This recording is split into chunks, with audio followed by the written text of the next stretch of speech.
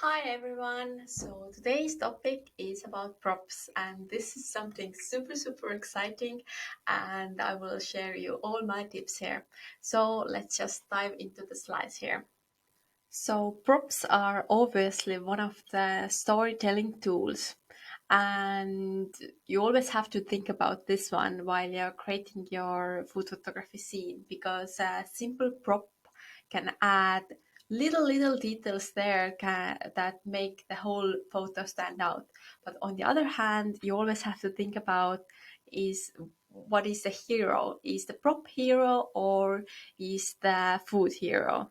And I personally always like to explore different, like for example, garage or attic, or my different like grandmother's like treasures and everything. Or if you don't have like these kind of options, then it's always possible to just go to different antique or online stores to find some unique and vintage props for your photography. And for example, I know that in London there are like huge stores where you can have like all the props possible, or you can even lend different props there.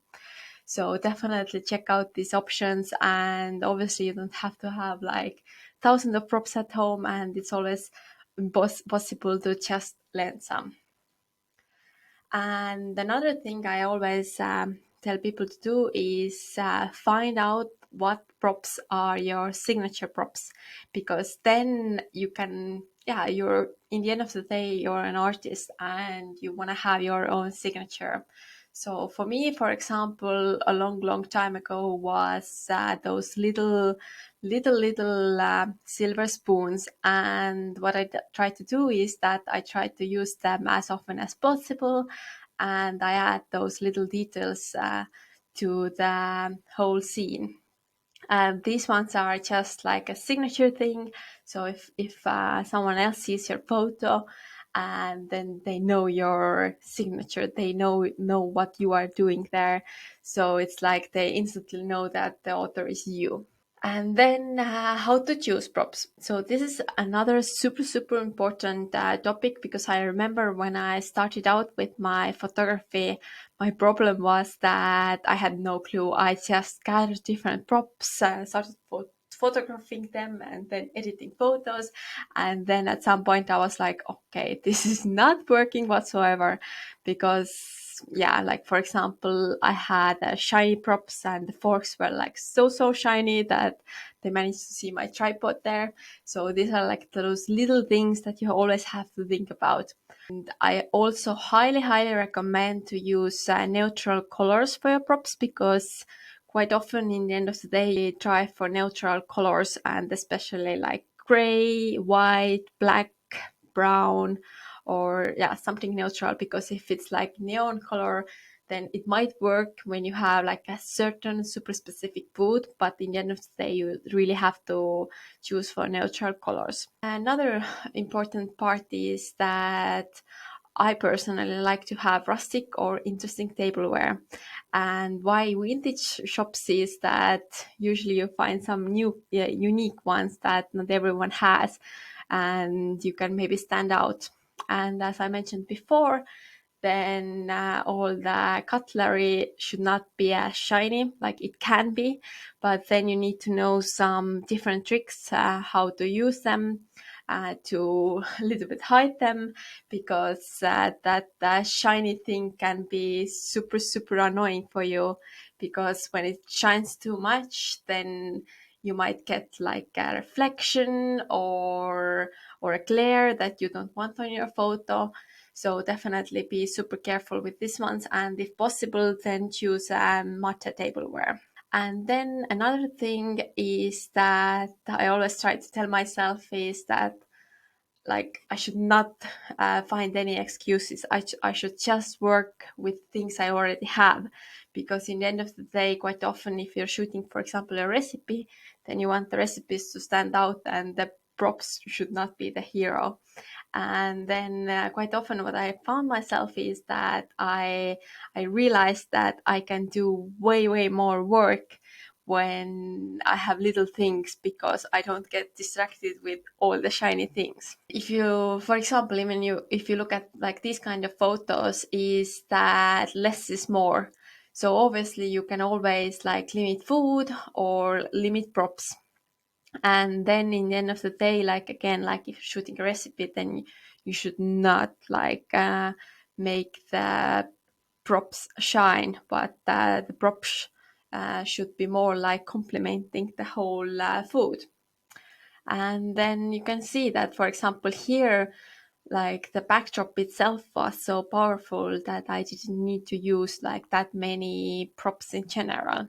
For example, there are already like a huge list of props that people usually already have at home, and you don't need to have like a full storage of all the props possible.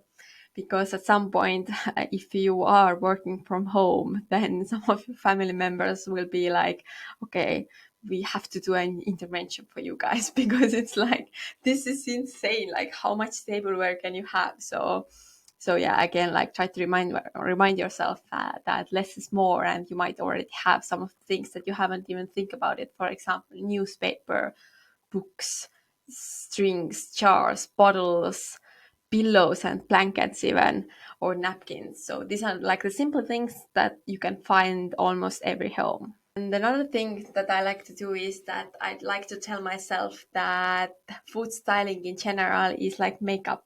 So it depends on how much makeup you want to put on. So obviously, like you can make it like super extra shiny, but you can go for the natural look as well, like makeup artist. So definitely think about this part.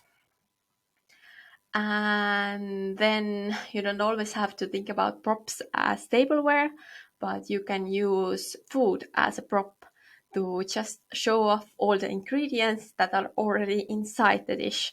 Or maybe you just want to add some black pepper. This is one of the most powerful, but so simple thing that you can always think about.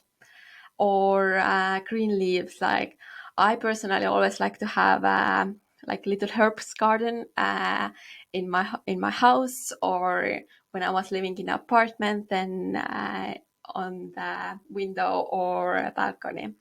So these are like, again, like the freshness gives like so much to the whole food scene.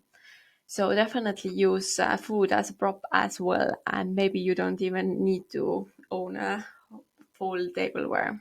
For sweet stuff, I would say just like powdered sugar. Obviously, powdered sugar can do like so much, so much. So definitely think about these ones, or berries, or seeds, or nut butters, or things like this that are like super simple but powerful.